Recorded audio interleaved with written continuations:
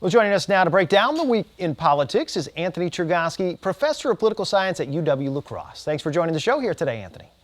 Thank you, Lance. I wanted to get your thoughts first off on the political ads for the Supreme Court race. Janet Protasiewicz had been outspending everyone, but that may be about to change. Are we expecting a blitz here from Daniel Kelly's camp?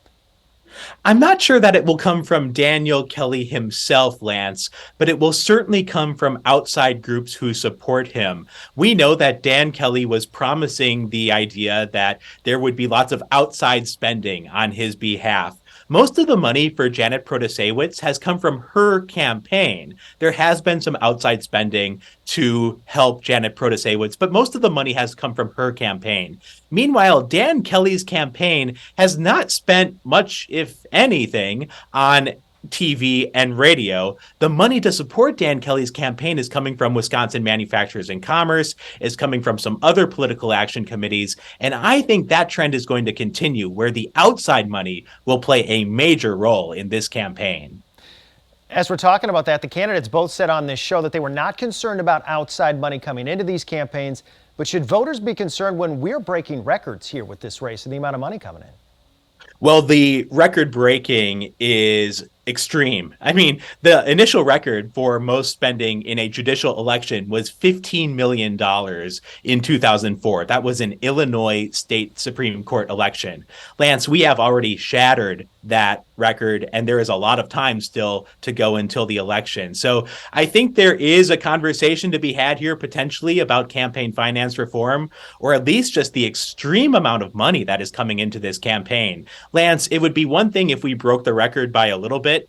We're going to shatter the record. And I think that's going to be a big topic of conversation as we go forward. Shifting gears here, there's a coalition now to promote Governor Evers' idea to spend nearly $300 million on American Family Field. Now, Speaker Boss says the Evers plan will not be passed as proposed, but do you expect the Republicans to come around to the idea of using part of this surplus on this project? I do, Lance, and you mentioned the key word there, surplus. Surplus makes these negotiations a lot easier. A lot of times when we're in budget cutting mode, the politics get very contentious. When we have a budget surplus, then we can have a lot of things. We can have our cake and eat it too, so to speak. So budget surpluses make the politics of these negotiations much easier than budget cutting. So I do expect that there will be a deal. There's been some debate over the process. There's been some debate over the politics, but budget surpluses always seem to make a deal easier to reach. Well, Congressman Glenn Grothman originally said he wouldn't spend more than a decade in office. Now he's changing gears, running for a sixth term.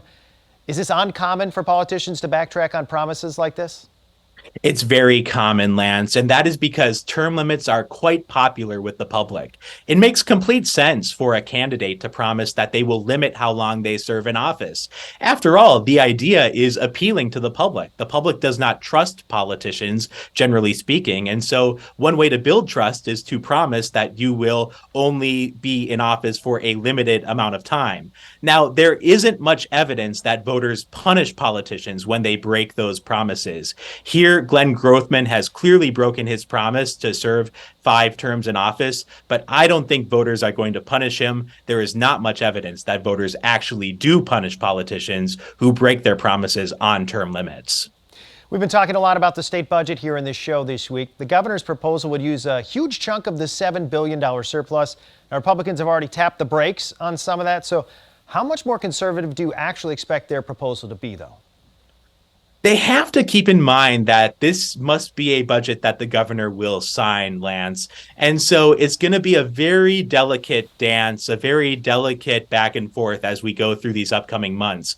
Republicans want to have a conservative budget. They also need to write a budget that Governor Evers is willing to sign. That is the needle they will be seeking to thread in the weeks and months to come.